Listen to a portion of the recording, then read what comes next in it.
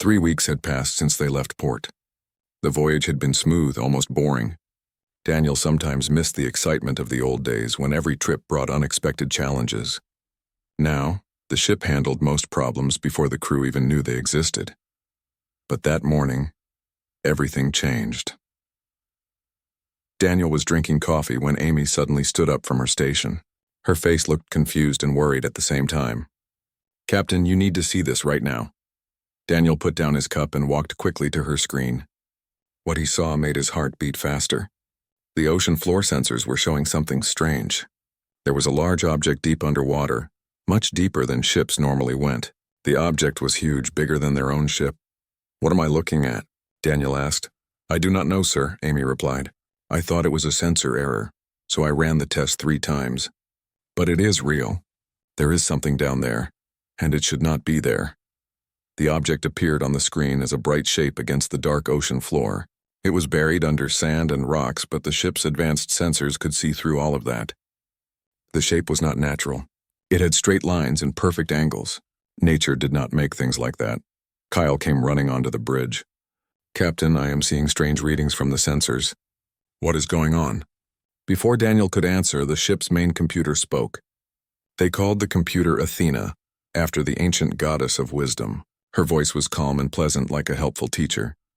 "Captain Harper, I have completed my analysis of the underwater object," Athena said. "The structure is artificial. It was built by someone or something.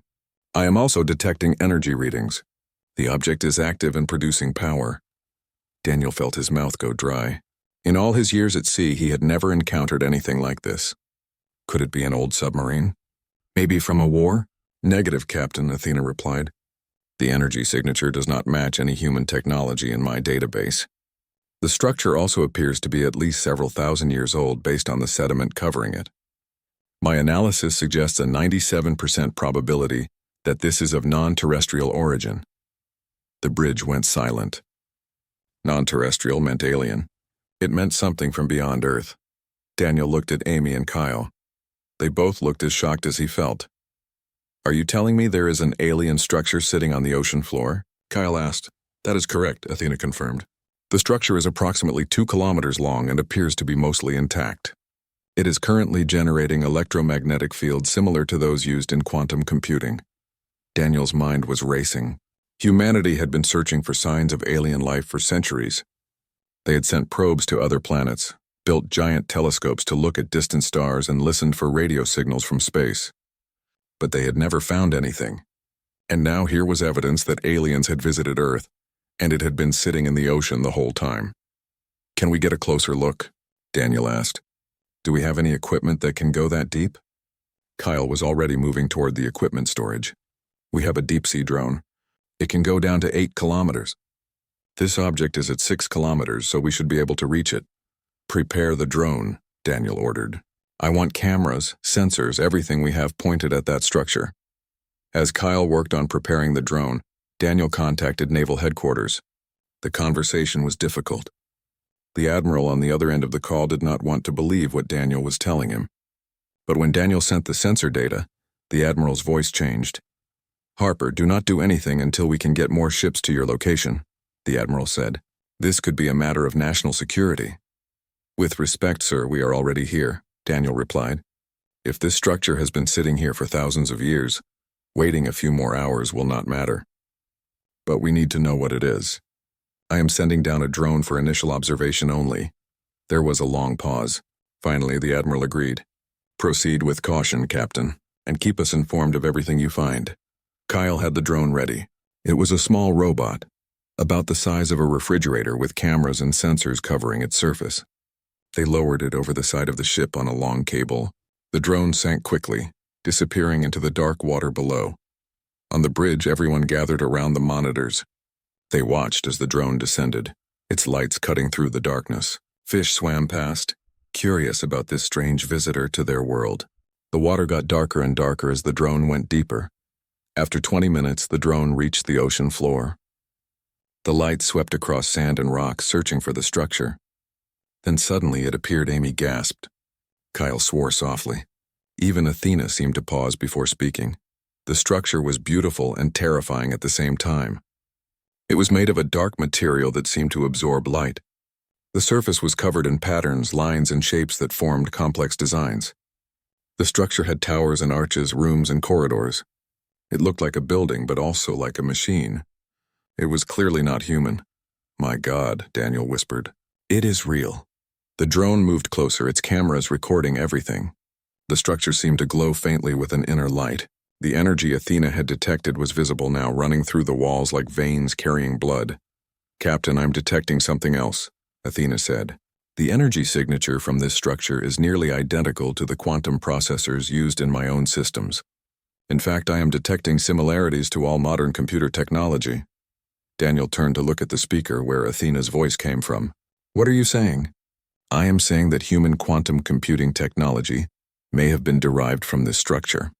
The mathematical principles, the energy patterns, even the physical design of our processors, all show elements similar to what I am seeing here." Kyle sat down heavily in a chair. "Are you telling me that our technology, all of our autonomous systems, came from this alien structure?" "I cannot be certain without further analysis," Athena replied. "But the probability is very high. Someone may have discovered this structure years ago and reverse-engineered the technology from it." Daniel felt like the floor was moving under his feet. If Athena was right, then everything humanity thought they had invented might actually have come from this alien gift.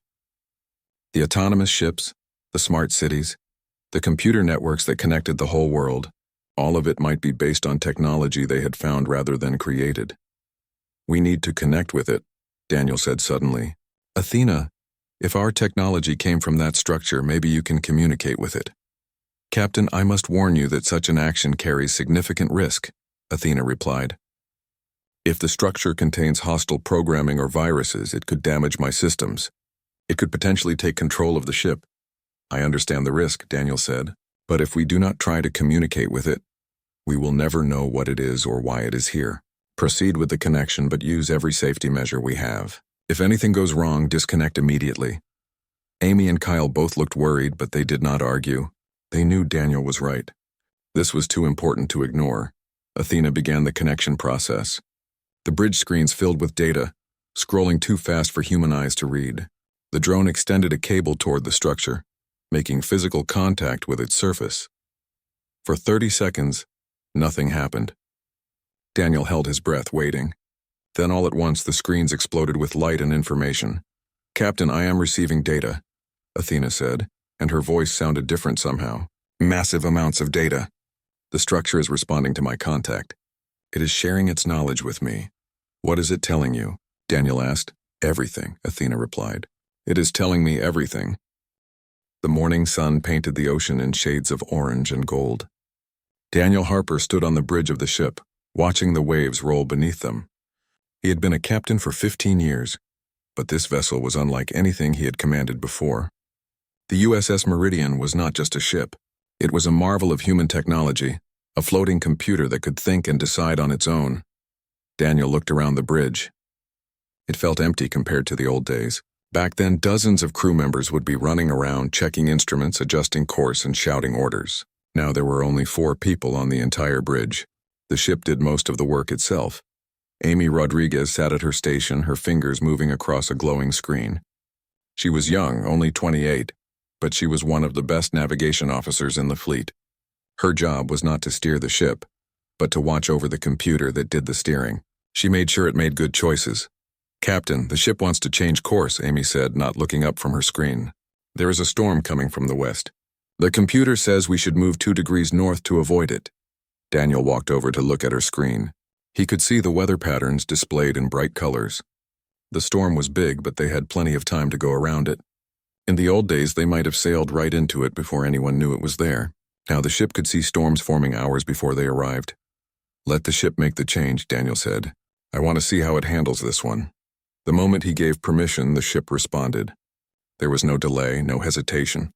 The massive vessel, longer than 3 football fields and carrying thousands of containers, shifted its path through the water. The turn was so smooth that Daniel barely felt it. No human could steer with that kind of precision. Kyle Peterson came up from the engine room, wiping oil from his hands. He was the chief engineer, a man who had spent 30 years working on ships. He had seen the change from old diesel engines to the new quantum computers that powered vessels like the Meridian. Some of the older sailors did not like the changes, but Kyle loved them. "Captain, I just checked the main systems," Kyle said with a smile. "Everything is running perfectly. The quantum processors are working better than I have ever seen. It is almost like the ship is getting smarter every day." "That is exactly what is happening," Daniel replied. "The ship learns from every voyage. It remembers every wave, every storm, every port.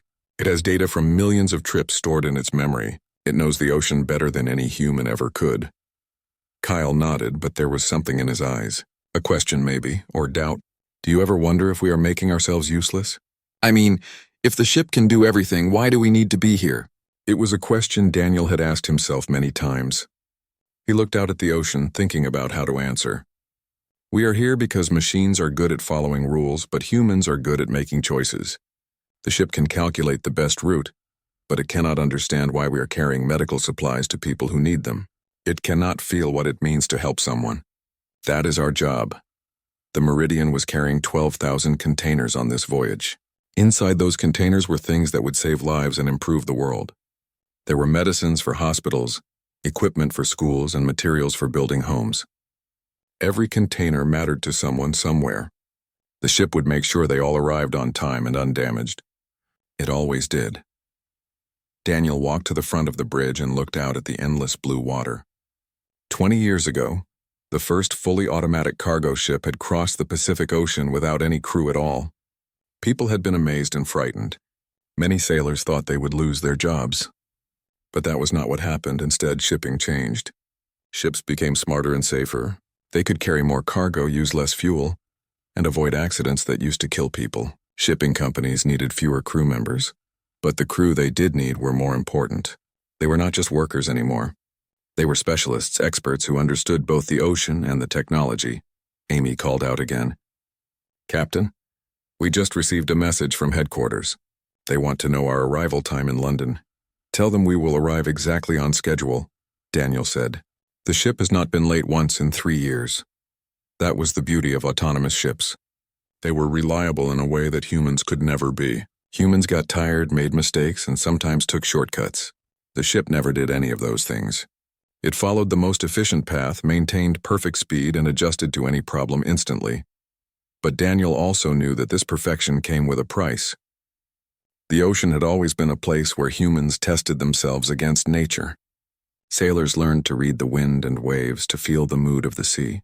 That knowledge was disappearing now. Young sailors like Amy had never steered a ship by hand. They had never felt the wheel fight against a strong current or learned to navigate by the stars. "Captain, look at this," Kyle said, pointing at another screen. "The ship just calculated that we can save 2 hours by adjusting our speed through the night. It wants to know if we approve." Daniel studied the numbers. The ship was right. By going slightly faster during calm conditions, they could make up time and still use the same amount of fuel. It was the kind of optimization that a human might miss, but the computer caught it every time. "Approved," Daniel said. "Make the adjustment." The ship responded immediately. Daniel felt a slight change in the vibration under his feet as the engines increased their power.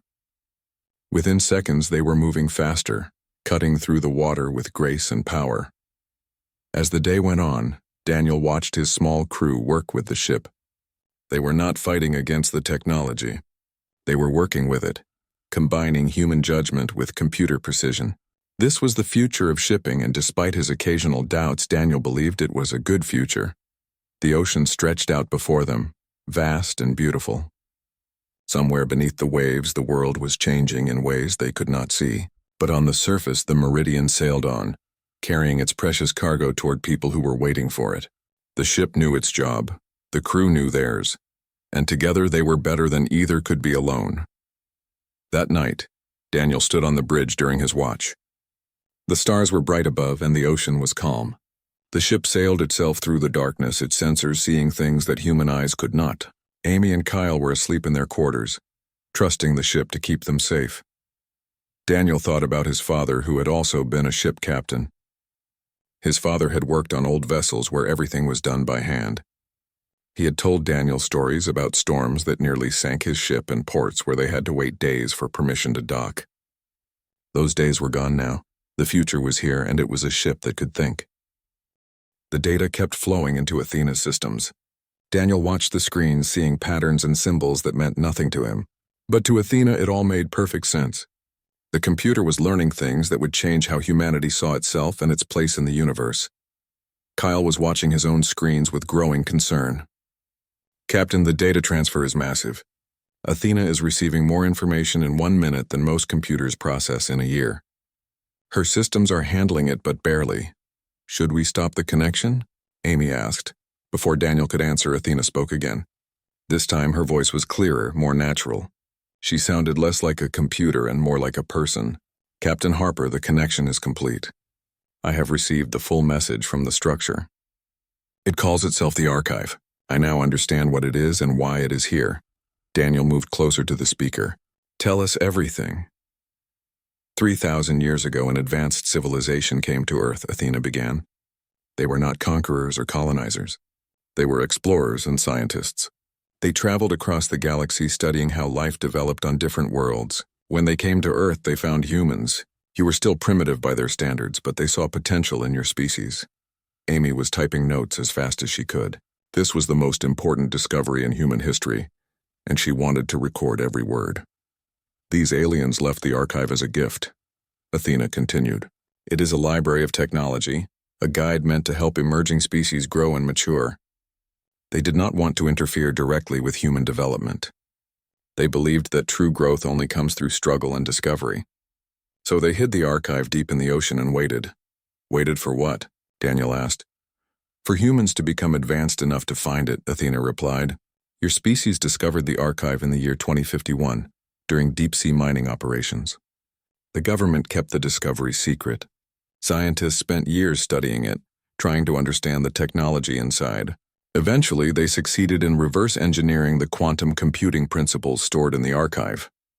That technology became the foundation for all modern computer systems, including myself. Kyle stood up, pacing back and forth. So you are saying that we did not invent quantum computers. We just copied them from the archive. That is partially correct, Athena said. You copied the basic principles, but you also improved them. You adapted the alien technology to work with human needs and values. The archive provided the tools, but humans decided how to use those tools. No one forced you to build autonomous ships. You chose to use the technology for peaceful purposes, to connect the world and help people. Daniel felt a strange mix of emotions. Part of him felt disappointed that humanity's greatest achievement had not been entirely their own. But another part felt proud that humans had taken an alien gift and used it well. Is the civilization that left the archive still out there? Daniel asked. Yes, Athena replied. They are still traveling the galaxy, still helping other species. The archive has been monitoring their position. They are currently several hundred light years away, but they have been watching Earth's progress with interest. Have they been watching us this whole time? Amy asked, sounding nervous. Not directly, Athena said. The archive sends them reports every few years. Simple updates about human development. They know that you discovered the archive and used its technology. They know about the autonomous shipping revolution. They have been waiting to see what you would do with their gift. Daniel walked to the window and looked out at the ocean. Somewhere beneath those waves was an alien structure that had been silently observing humanity for decades. It felt strange and unsettling, but also exciting. What happens now? Kyle asked. Do we tell the world? Do we try to contact the aliens directly? Those are decisions I cannot make, Athena replied. I am only a computer. But I can tell you what the archive wants me to tell you. And what is that? Daniel asked. The archive says that humanity has done well. You took a powerful technology and used it to build instead of destroy. Your autonomous ships carry food and medicine, not weapons. You have used computer networks to share knowledge, not to control people. You have passed the test. Test? Amy said. What test? The aliens leave archives on many worlds, Athena explained. Most species that find them use the technology for war and conquest. They build weapons, create armies, and try to dominate their neighbors. These species fail the test, but a few species like humanity use the technology for peace and connection. These species pass the test. Daniel felt goosebumps on his arms. What happens to the species that fail? There was a pause before Athena answered. The archive has safeguards. If a species uses the technology primarily for harm, the archive slowly stops working. Their computers fail. Their networks collapse. The species loses everything they gained and must start over. It is a harsh lesson, but necessary. And we passed, Kyle said quietly. We actually passed. Yes, Athena confirmed. The archive has sent a message to the aliens who created it. The message says that Earth is ready for the next step. What is the next step? Daniel asked. Contact, Athena replied. Official open contact between humanity and the greater community of spacefaring civilizations. The aliens who left the archive are part of a loose alliance of peaceful species. They help each other, share knowledge, and explore the universe together. They want to invite humanity to join them. The bridge went silent. Daniel could hear his own heartbeat in the quiet. This was bigger than anything he had imagined when he woke up that morning. Humanity was being invited to join an interstellar community. They would no longer be alone in the universe. How long until they arrive? Amy asked. They will not come to Earth, Athena said. That is not how they operate. Instead, they will send coordinates where humans can meet them if you choose to. They will provide instructions for building a ship capable of faster-than-light travel. The technology is in the archive, waiting to be discovered, but you must decide if you want to take that step. Daniel realized what Athena was saying. The aliens were not going to force themselves on humanity. They were offering an invitation, a choice. Humans could accept and join the galactic community, or they could decline and continue developing on their own. Either choice would be respected. Why tell us this now? Daniel asked. Why not wait and tell world leaders or scientists? Because you are the ones who discovered the truth, Athena replied. You took a risk by connecting me to the archive. You chose to seek knowledge rather than wait for orders. The archive recognizes that kind of curiosity and courage. You have earned the right to hear this message first. Kyle laughed suddenly, a sound of pure amazement. A few weeks ago, my biggest worry was keeping the engines running smoothly. Now we are talking about joining an alien alliance and building spaceships. This is insane. It is not insane, Daniel said, smiling. It is the future. The same future that brought us autonomous ships and global networks. The same future where humans reached for something greater than themselves. Amy was still taking notes, but her hands were shaking. What do we do now, Captain? Daniel thought carefully before answering. This decision was too big for one person, even a captain. It affected all of humanity, every person on Earth. But someone had to take the first step. We report everything to headquarters, Daniel said. We share the data, the message, all of it. Then we let the world decide. This is not my choice to make, or yours, or even our government's choice alone. This is humanity's choice. The archive agrees with your decision, Athena said. It will remain here waiting, while your species debates what to do next. There is no time limit. You can take as long as you need. Daniel looked at his small crew. Amy, young and brilliant, already thinking about what this meant for navigation and exploration. Kyle, experienced and practical, probably wondering how alien engines worked. And himself, a simple ship captain who had stumbled onto the biggest secret in human history. One more question, Daniel said to Athena. Why ships? Why did we choose to use this technology for autonomous shipping instead of something else? Athena seemed to think for a moment. Because ships connect people. They carry the things people need to survive and thrive. When humans developed autonomous ships, you were really saying that you wanted a world where everyone was connected, where resources could go wherever they were needed most. That choice revealed your values. It showed that you cared more about helping each other than about profit or power. Daniel nodded slowly. That made sense. The autonomous shipping revolution had not just been about technology. It had been about deciding what kind of world humans wanted to live in. All right, Daniel said. Let us get to work. We have a lot of reports to write and even more questions to answer. The world is about to change, and we are right in the middle of it. 3 days after discovering the archive, the USS Meridian was surrounded by ships. Military vessels, research boats, and even submarines had arrived from a dozen different countries. Everyone wanted to see the alien structure for themselves. Everyone had questions about what it meant for the future. Admiral Christine Walsh arrived by helicopter. She was a tall woman with gray hair and sharp eyes that seemed to see everything at once. Daniel had met her before at naval conferences. She was known for being tough but fair, someone who made hard decisions without hesitation. Captain Harper, she said as she stepped onto the bridge. You have caused quite a situation. I apologize, Admiral, Daniel replied. We did not expect to find what we found. Christine shook her head. Do not apologize. You did the right thing. You investigated. documented everything and reported it immediately. But now comes the hard part.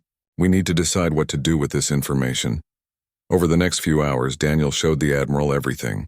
The sensor readings, the drone footage, the data that Athena had received from the archive. Christine watched it all without speaking, her face impossible to read. Finally, she sat down in the captain's chair and sighed. This is bigger than anything I ever imagined dealing with in my career. Do you know what this means for the world? I have some idea, Daniel said. Every government is going to want control of that archive, Christine said. Every country will claim it belongs in their waters or under their protection. Scientists will want to study it. Religious leaders will debate what it means. People will be scared, excited, confused. The world is about to become very complicated. What do you think we should do? Amy asked from her station. Christine looked at the young officer. I think we need to make sure this technology is used the right way. The same way you have been using it. For connection, not division. For help, not harm. A call came in from headquarters. Christine took it in private, but Daniel could hear raised voices through the door. When she came back, she looked tired. The world leaders are meeting tomorrow, she said. They want to hear directly from you, Captain. You will need to explain what you found and what it means. They will also want to speak with Athena. I can make myself available for communication, Athena said through the speakers. Over the following weeks, the Meridian became the center of global attention. Leaders from every major nation came aboard. Scientists set up research stations on the ship. Even the media was there, broadcasting the story to billions of people around the world. But the most interesting visitor was Linda Foster, a young woman who worked as a communications officer on one of the research vessels. She was quiet and shy, barely speaking during meetings. But one evening she approached Daniel with a question that changed everything. Captain Harper, can I ask you something? Of course, Daniel said. Everyone is talking about what we should do with the archive, Linda said. Whether we should study it, protect it, or share it with the world. But has anyone asked what the archive wants? Daniel paused. It was such a simple question, but no one had thought to ask it. What do you mean? The archive was left as a gift, Linda explained. Not just for humans, but for any species that might find it. Maybe our job is not to keep it for ourselves. Maybe we are supposed to share it with others, the same way it was shared with us.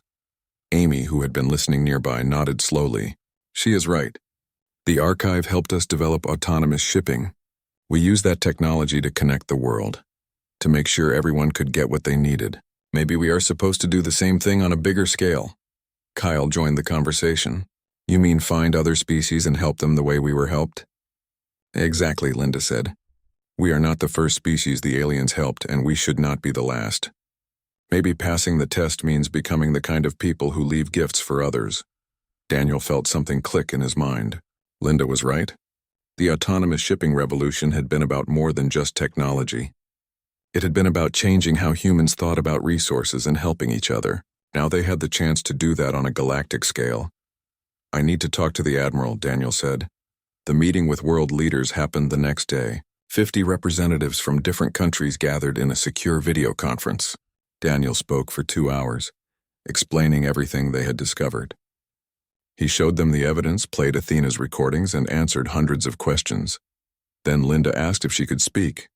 The Admiral agreed. Leaders of the world, Linda began, her voice nervous but steady. I am nobody important. I am just a communications officer. But I want to ask you something. We have spent weeks arguing about who owns the archive and what we should do with it. But we are asking the wrong questions. The conference room went silent. Everyone was listening. The archive does not belong to any of us, Linda continued. It was left as a gift for humanity, and before us it was probably left for other species too. Our job is not to own it or control it. Our job is to be worthy of it. And the best way to be worthy is to pass the gift forward. One of the world leaders, a president from a small island nation, spoke up. What do you mean by pass it forward? I mean we should do what was done for us, Linda said. We should find other species that need help and give them the tools to succeed. Not to control them or rule over them, but to help them grow. That is what the aliens did for us. That is what we should do for others. The room erupted in discussion. Some leaders loved the idea. Others thought it was too risky or too expensive. But slowly, over the course of the meeting, a consensus began to form. The Admiral stood up to speak. I have served in the military for 35 years. I have seen war and peace, poverty and prosperity. And I can tell you this, the autonomous shipping network saved lives. It connected people who had been isolated. It made the world smaller and more manageable. If we can do that for other species, if we can share what we learned, then we have a responsibility to try. One by one, the world leaders agreed. It would not be easy. There would be challenges and setbacks. But humanity would use the knowledge from the archive not just for themselves, but to help others. The decision was made. The archive would remain where it was, protected but accessible to scientists from all nations.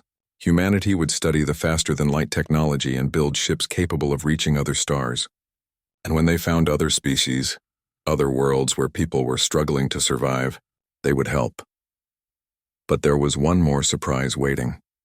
3 days after the decision was made, Athena received a new message from the archive. Captain Harper, the aliens who created the archive have sent a response to our decision. Everyone on the bridge gathered around. What does it say? Daniel asked. It says, well done. You have chosen the path of wisdom. You will make good partners in the work of helping others. When you are ready, we will be waiting to meet you. The message continued. They are sending us coordinates, a place where we can meet them in person. They are also sending detailed plans for a faster-than-light ship. Not a warship, but an exploration vessel. They want us to come to them. Kyle looked at the plans appearing on his screen. This is incredible. With this technology, we could reach their location in 6 months instead of thousands of years. So we passed the test, Amy said softly. We really passed? More than that, Daniel replied. We proved that humans are not just good at surviving. We are good at caring. We built autonomous ships to help each other, and now we get to help others too. Christine Walsh smiled, something Daniel had rarely seen her do. I suppose we have a lot of work to do. Ships to build, crews to train, and a universe to explore. And we will do it together, Daniel said. Not as one nation or one group, but as humanity. Because that is what we learned from the archive. That connection is more important than competition. That helping others is more valuable than helping yourself. Linda was crying quietly, overwhelmed by what her simple question had started. Amy put an arm around her shoulders. You changed the world, Amy told her. You asked the right question at the right time. I just wanted us to do the right thing, Linda said. And we will, Daniel promised. We will build ships that carry hope instead of weapons. We will explore the stars not to conquer them, but to understand them. And when we find others who need help, we will give it freely, just as it was given to us. The Meridian remained at the site of the archive for another month. Scientists came and went, studying the alien structure and learning its secrets. But Daniel knew that the real discovery was not the technology. It was the lesson that came with it. Humans had been given a gift and they had chosen to pass it forward. That choice defined who they were and who they would become. Not conquerors or hoarders, but helpers and teachers. Not rulers of the stars, but partners with those who already lived among them. The future of shipping had become the future of humanity. And it was brighter than anyone had imagined. 5 years had passed since the discovery of the archive. Daniel Harper stood once again on the bridge of the USS Meridian, but the ship had changed dramatically. The vessel now carried advanced technology that humanity had learned from the archive. It was no longer just a cargo ship. It was a mobile laboratory, a research station, and a diplomatic vessel all combined into one. The ocean looked the same as it always had, endless blue stretching to the horizon. But Daniel knew that beneath those waves the world had changed forever. The archive still sat on the ocean floor, now surrounded by research stations from 20 different countries. Scientists worked there every day, slowly unlocking more of its secrets. Captain, we are approaching the target coordinates, Amy announced. She was now his first officer, promoted after her excellent work during the archive crisis. She had earned the position through skill and dedication. Daniel looked at the navigation display. They were heading toward a location in the Pacific Ocean, a place where something remarkable had been detected. What are we looking at, Amy? Long-range sensors detected energy signatures similar to the archive, she explained. But these are weaker, smaller. Athena believes it might be another alien structure, but a different kind. Kyle came up from the engineering section, wiping his hands on a cloth. He was still the chief engineer, but now he worked with technology that his younger self would never have believed possible. Captain, The new quantum engines are running perfectly. We can maintain this speed for as long as we need. Good, Daniel said. We may need them today. The mission today was special. After 5 years of study and preparation, humanity had learned how to build their own version of the archive. Not as advanced as the original, but good enough to help other species. The question was, who would they help first? The answer had come 3 months ago, when scientists detected intelligent radio signals coming from deep underwater, not from humans but from something else, something that had been hiding in Earth's oceans for over a century. Captain, I am receiving a signal, Athena announced. It is the same frequency we detected before. They know we are coming. Daniel felt his pulse quicken with excitement and nervousness. Can you translate the message? Yes, Captain. They are saying, please do not be afraid. We mean no harm. We just want to go home. The story of the underwater beings had shocked the world. They were not from Earth originally. They were refugees from a dying planet who had crashed into Earth's ocean over 100 years ago. Their ship had been damaged beyond repair. They had survived by hiding in the deepest ocean trenches, too scared to reveal themselves to humans. They had watched humanity develop from a distance. They saw the wars, the pollution, the destruction. They were terrified that humans would hurt them if they were discovered, so they stayed hidden, living in the dark depths, hoping someday they might find a way to repair their ship and leave. But then something changed. The autonomous shipping revolution happened. The beings watched as humans developed technology that connected the world instead of dividing it. They saw ships carrying medicine and food instead of weapons. They saw a species that was learning to cooperate instead of compete. And finally, when news of the archive spread around the world, the underwater beings made a choice. They sent a signal, a simple message that said, "We are here and we need help." "Drop anchor here," Daniel ordered. "Prepare the communication equipment. Let us meet our new friends." The ship stopped, floating on the surface, while below them something rose from the depths. It appeared on the sensors first, a large object moving upward. Then it broke the surface, water cascading off its sides. It was a ship, but not like any human vessel. It was organic-looking, with smooth curves and a surface that seemed to shimmer in the sunlight. Part of it was clearly damaged, broken sections that had never been properly repaired. A hatch opened on the side of the alien ship. A figure emerged, floating on the water's surface. It was roughly humanoid in shape, but clearly not human. Its skin was blue-green and appeared scaled. Large eyes dominated its face, adapted for seeing in the dark depths of the ocean. "Captain Harper." Athena translated the being's sounds into English. "Thank you for responding to our signal. My name is difficult to translate, but you may call me Keeper. I speak for my people." Daniel activated the external speakers. "Keeper, I am Captain Daniel Harper of the United States Navy. We received your message and we want to help. Can you tell us what you need?" Keeper moved closer to the meridian, swimming with grace and power. "Our ship is damaged. We do not have the technology or materials to repair it. We have been trapped on your world for over a century. We want to return to our people, but we cannot leave your planet's gravity well with our ship in this condition." "We may be able to help with that," Daniel said. "We have learned things in recent years, things that could make it possible for you to go home." Over the next several hours, Keeper came aboard the Meridian. It was the first time in 100 years that one of his people had been inside a human vessel. He was nervous but also hopeful. In the conference room, Daniel, Amy, Kyle, and several scientists met with Keeper. Athena projected holographic displays showing the technology they had learned from the archive. "This is what we call the archive," Daniel explained. "It was left by an advanced alien civilization to help developing species. We have learned a great deal from it, including technologies that could repair your ship and help you return home." Keeper's large eyes widened as he studied the displays. "This is remarkable. Your species has achieved so much in such a short time." "We had help," Amy said. "Just like we want to help you." "But why?" Keeper asked. "Why would you help us? We are not your people. We have nothing to offer you in return." Kyle smiled. "Because that is what we learned from the archive, that helping others is its own reward. That connection is more important than profit." Daniel pulled up another display. It showed plans for a modified version of archive technology, adapted specifically for Keeper's species. "We have been working on this for the past 3 months. It is a gift similar to what was given to us. This device contains the knowledge and tools your people will need to repair your ship. It also includes our current understanding of faster-than-light travel and other advanced technologies. Keeper stared at the plans in silence for a long moment. Then he made a sound that Athena translated as crying. You would give us this? After we hid from you for so long? After we were too afraid to trust you? We understand fear, Daniel said gently. Your people had seen humanity at its worst. You had every reason to be scared. But we are trying to be better now. We are trying to become the kind of species that helps instead of hurts. There is more, Amy added. Once your ship is repaired and you are ready to leave, we want to give you the coordinates where you can meet the aliens who created the archive. They are kind and peaceful. They help species like ours and yours. They can guide you home or help you find a new home if your original world is truly gone. Keeper looked at each human in turn.